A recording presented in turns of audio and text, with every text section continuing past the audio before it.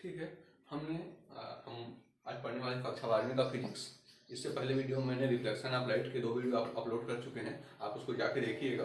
फिर उसमें कंटिन्यू करते हैं हम लोग आज अपना तीसरा वीडियो फिजिक्स का, जिसमें पढ़ेंगे हम लोग गोलीय दर्पण में प्रतिबिंब की रचना। ठीक है, कैसे होता है, क्या नियम है, मैंने पिछले वीडियो में बता दिया है। आज हम शुरुआत करते हैं प्रतिबिंब की रचना। सबसे पहले हम देखेंगे अवतल दर्पण। अवतल दर्पण या कॉन्केव मिरर, इसमें प्रतिबिंब की रचना कैसे होती है। ठीक है, मान लीजिए यहां मेरा एक दर्पण है, यह उसका मुख्य अक्ष, यह उसका पोल है, यहां है आपका फोकस F, वक्रता केंद्र C और उसके आगे का पार्ट। ठीक है, अब आपका वस्तु जो है वो अलग अलग स्थितियों में हो सकता है। एक बार वो अनंत में है, फिर आपका 10 केंद्र के पहले है, केंद्र में है, केंद्र और फोकस के बीच में है, फोकस में है, फोकस और पोल के बीच में है। आप वस्तु को अलग अलग स्थिति में रख सकते हैं, तो उसका प्रतिबिंब आपको कहां कहां और कैसे बनेगा ये हम लोग देखते हैं। सबसे पहला, जब वस्तु अनंत में हो, आपका ये दर्पण है, वस्तु कहीं अनंत है, आप उसको नहीं देख पा रहे हैं, वहां से आने वाली प्रकाश किरणों को ही हम लोग क्या है देख पाते हैं। जब वस्तु अनंत में, हमारा वस्तु में अनंत में है, वहां से एक लाइट रे आ रही है जो कि इसके समांतर है और वो फोकस से होकर चली जाएगी। ठीक है, अब एक दूसरी होगी जो उसी वस्तु से एक दूसरा लाइट रे आ रहा होगा, प्रकाश किरण, जो वो भी समांतर है और ये भी कैसे जाएगी, आपके फोकस से होकर ही जाएगी। तो ये दोनों प्रकाश किरण एक दूसरे को कहां पर प्रतिच्छेद कर रहे हैं, फोकस पे, फोकस पर कर रहे हैं, एक बिंदु की भांति कर रहे हैं। तो आपका जो प्रतिबिंब होगा वो कहां बनेगा, फोकस पर। कैसा बनेगा, बिंदु के आकार का,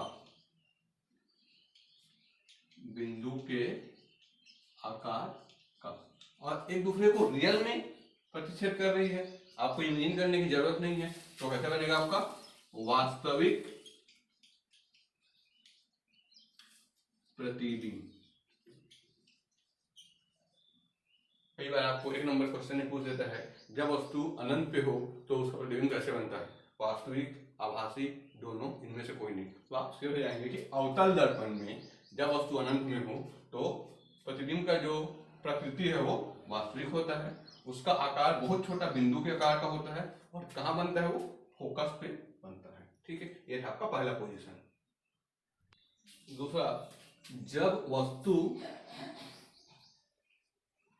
अनंत और वक्रता केंद्र के बीच हो, वक्रता केंद्र के बीच हो, मतलब इस वक्रता केंद्र के इधर और अनंत से पहले यहीं कहीं बीच में हो सकता है। मैं मानता हूं कि वस्तु यहां पे है, ठीक है, मैं उसको नाम दे दिया ए बी, उसके 2 3 पॉइंट हैं। ठीक है, तब वस्तु कैसे बनेगा ये हम लोग देखते हैं। पहला, जो समांतर आएगी वो फोकस से होके जाएगी। ठीक है, पहला किरण ये समांतर आई और ये फोकस से होके चली गई। दूसरा, अब फोकस से होके आएगी वो समांतर जाएगी, तो अगला किरण फोकस से होके आ रही है और समांतर जाएगी। तो ये दोनों एक दूसरे को इस पॉइंट पे प्रतिच्छेद कर रहे हैं, मतलब आपका इसका इमेज यहाँ दिखाई देगा। ठीक है, ये हो जाएगा आपका बी डैश और ये हो जाएगा आपका ए डैश। ठीक है, तो ये कहाँ बना, फोकस और वक्रता केंद्र के बीच में। कैसा बना, उल्टा और वस्तु से छोटा। तो देखते हैं इस आपको कहाँ बनेगा, वक्रता केंद्र व फोकस के बीच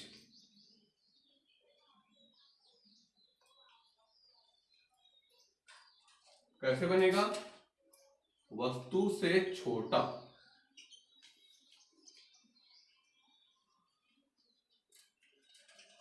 उल्टा बनेगा और वास्तविक प्रतिबिंब। क्योंकि ये प्रकाश किरण एक दूसरे को सच में काट रही है, इसलिए कैसे होगा? वो वास्तविक होगा। आप देख सकते हैं हमारा वस्तु कहाँ था? एक्सिस के ऊपर था, इमेज कहाँ बन रहा है? नीचे, मतलब उल्टा बनेगा। अब ये वस्तु इतना बड़ा था, वापस उससे कुछ छोटा हो गया है, छोटा होगा और उसका पोजीशन कहाँ पे है? वक्रता केंद्र और फोकस दूरी के बीच में कहीं पर भी बनेगा। आप इसको जैसे जैसे मूव करेंगे वो इसी बीच में मूव होता रहेगा। ठीक है, ये हमारा दूसरा पॉइंट है। तीसरा स्थिति, जब वस्तु वक्रता केंद्र पर हो।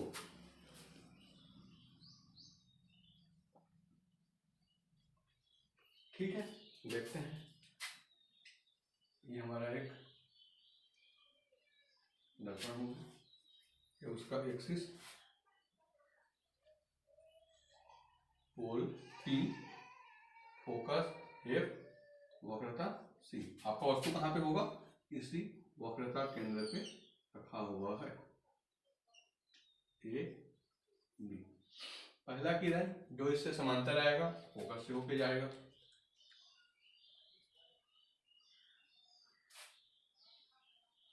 दूसरा जो फोकस से आएगा वो समांतर जाएगा।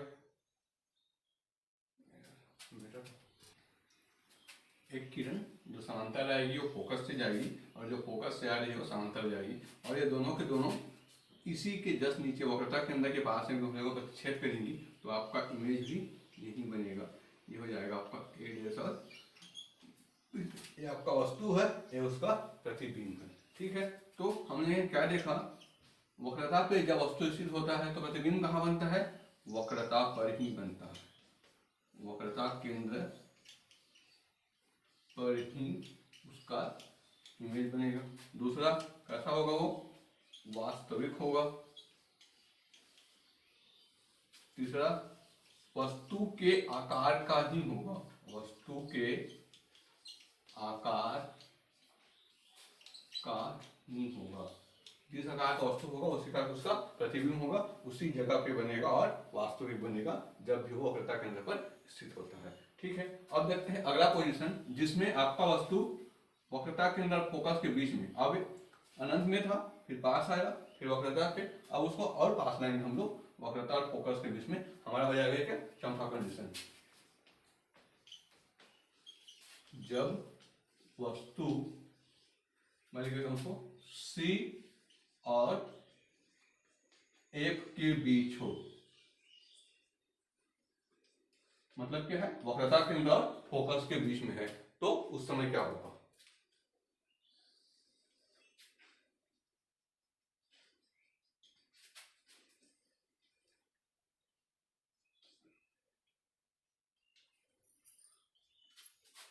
ठीक है, इस बीच में कहीं पे भी होगा। मान लेते हैं आपका वस्तु यहाँ पे है A B, एक प्रकाश किरण जो कि समांतर आ रही है, परावर्तन के बाद फोकस से होके जाएगी। दूसरा जो कि फोकस से होके आ रही है वो आपका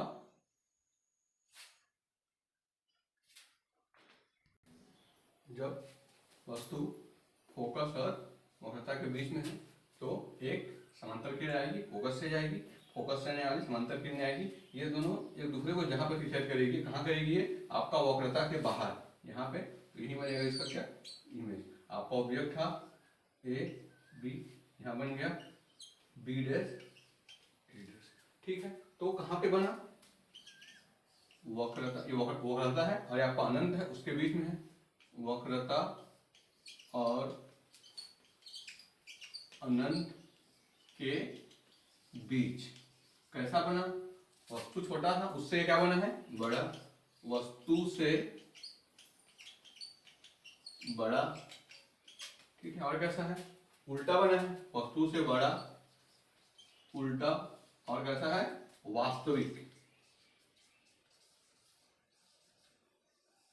ठीक है। तो जब कभी भी वस्तु फोकस और वक्रता के बीच में होगा, कहाँ बनेगा, वक्रता और अनंत के बीच में बनेगा, वस्तु से बड़ा बनेगा, उल्टा बनेगा और वास्तविक बनेगा। ये था आपका चौथा कंडीशन। अब देखते हैं अगला कंडीशन, जब आपका वस्तु फोकस पर ही रखा होगा। पांचवा केस, जब वस्तु फोकस पर हो, फोकस पर हो। देख रहे हैं वस्तु फोकस में है, एक समांतर आने वाली किरण फोकस से होकर जा रही है, दूसरा जो कि वक्रता से होते हुए प्रतीत हो रही है और वापस उसी लाइन में वापस जा रही है। ये दोनों आपस में एक दूसरे को कहीं पर इंटरसेक्ट नहीं कर रहे हैं, आगे जाके वो अनंत में एक दूसरे को क्या है, इंटरसेक्ट करेंगे। तो आपका जो इसका इमेज होगा वो कहाँ बनेगा, आपका अनंत में। कैसा बनेगा, बहुत बड़ा, बहुत बड़ा। और वास्तविक ऐसा माना जाता है कि वो आगे जाके इंटरसेप्ट करेंगे, क्योंकि इसके बीच का डिस्टेंस धीरे धीरे, बहुत धीरे धीरे कम होते होते जाएगा और बहुत दूर जाके वो एक दूसरे को रियल में प्रतिच्छेद करेगी। इसलिए आपका कैसे बनेगा, वास्तविक बनेगा, अनंत में बनेगा, वस्तु से बड़ा बनेगा और उल्टा बनेगा, क्योंकि आपका ऑब्जेक्ट इस एक्सिस के ऊपर है और आपका इमेज नीचे वाले से क्या बनेगा, उल्टा बनेगा। ये था आपका पांचवा केस, जब वस्तु आपका फोकस पे होता है। ठीक। अगला, जब वस्तु फोकस और पोल के बीच में हो, जैसे कि ये हो गया आपका दर्पण,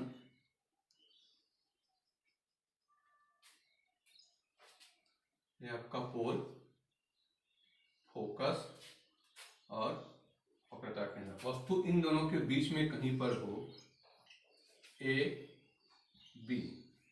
एक किरण जो समांतर आएगी वो फोकस से गुजरते हुए चले जाएगी, दूसरा जो कि वक्रता से आते हुए प्रतीत होगी और उसी से वापस चली जाएगी। ठीक है। ये दोनों जैसे आगे जाते हैं, इनके बीच का जो दूरी है वो बढ़ते जाता है और एक दूसरे को कभी भी वो प्रतिच्छेद नहीं करेंगी। तो इसका इमेज बनने के लिए दोनों लाइन का आपस में कटना जरूरी है। तो हम इसे पीछे की ओर आगे बढ़ाते हैं।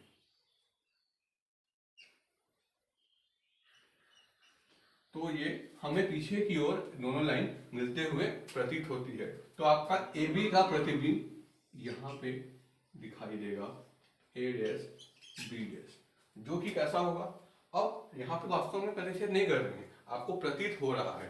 तो कैसा इमेज बनेगा आपका, आभासी। कहां बनेगा, दर्पण के पीछे।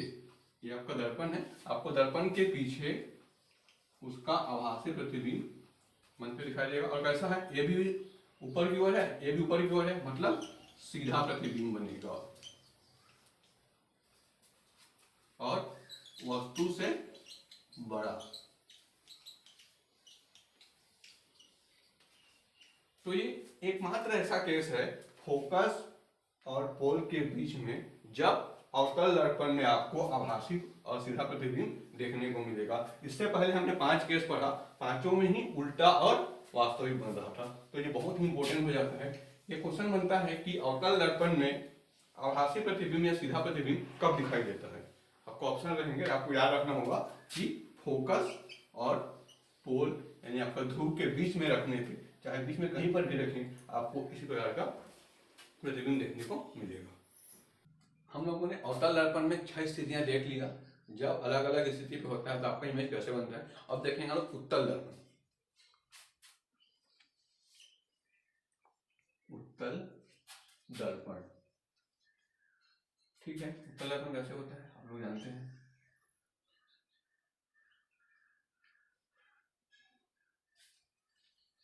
ये हो गया एक्सिस और पोल। इसमें सबसे अच्छी बात यह है, आपका वस्तु कहीं पर भी हो, चाहे आपके फोकस पे हो, फोकस के पहले हो, वक्रता में हो, अनंत में हो, हर कंडीशन में आपका एक ही प्रकार का प्रतिबिंब बनता है। आप वस्तु कहीं पर भी रख लीजिए,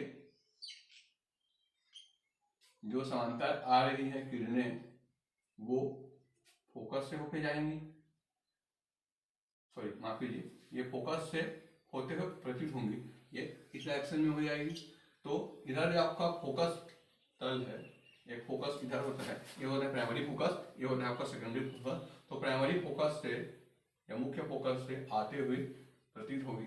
दूसरा, जो इस फोकस से आते हुए प्रतीत हो रही है, मान लीजिए वो इससे टकराने के बाद क्या हो जाएगी, समांतर।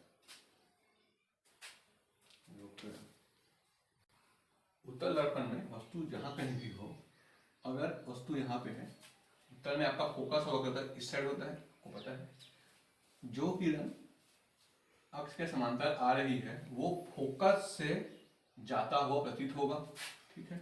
और जो वक्रता केंद्र से आता हुआ प्रतीत हो रहा है वो वापस उसी लाइन में वापस आगे चला जाएगा।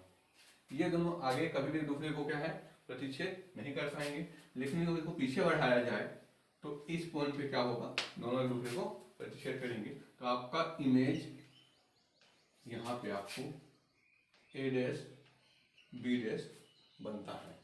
तो उत्तल दर्पण में आपका ऑब्जेक्ट कहीं पर भी हो, हमेशा आपका प्रतिबिंब सीधा बनेगा, आभासी बनेगा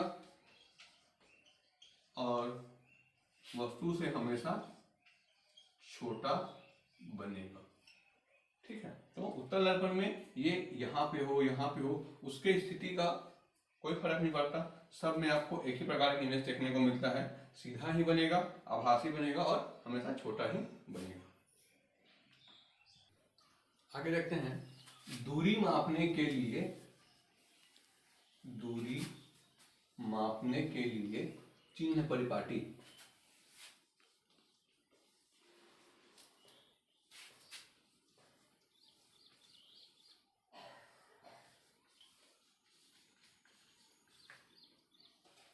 साइन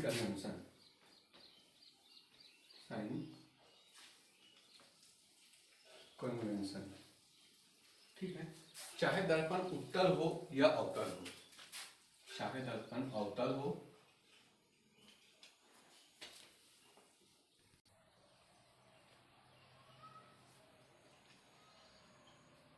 चाहे दर्पण अवतल हो या उत्तल हो, दूरियों को नापने के लिए हमेशा इसी साइन कन्वेंशन का उपयोग किया जाता है।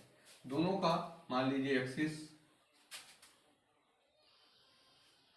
पहला नियम, हमेशा प्रकाश किरणें लेफ्ट साइड से आती हुई मानी जाती है। मतलब माना जाता है कि वस्तु हमेशा दर्पण के लेफ्ट में होगा, ये आपका दर्पण है तो वस्तु यहाँ होगा, दर्पण के लेफ्ट में ही होगा, तो हमेशा इसी दिशा से प्रकाश किरण आती हुई मानी जाती है, ठीक है। ये हो गया आपका प्रकाश किरण की दिशा, ठीक है। अगला, हमेशा प्रकाश किरण की दिशा में नापी गई दूरी को धनात्मक लिया जाता है। मतलब प्रकाश किरण की दिशा में आप जब भी नापोगे उसको आप पॉजिटिव ही मानोगे। जस्ट इसके उल्टा, जब इसके प्रकाश की दिशा के उल्टा दिशा में नापोगे, आप इस दिशा में जब उसको नापने जाओगे तो उसे नेगेटिव माना जाता है।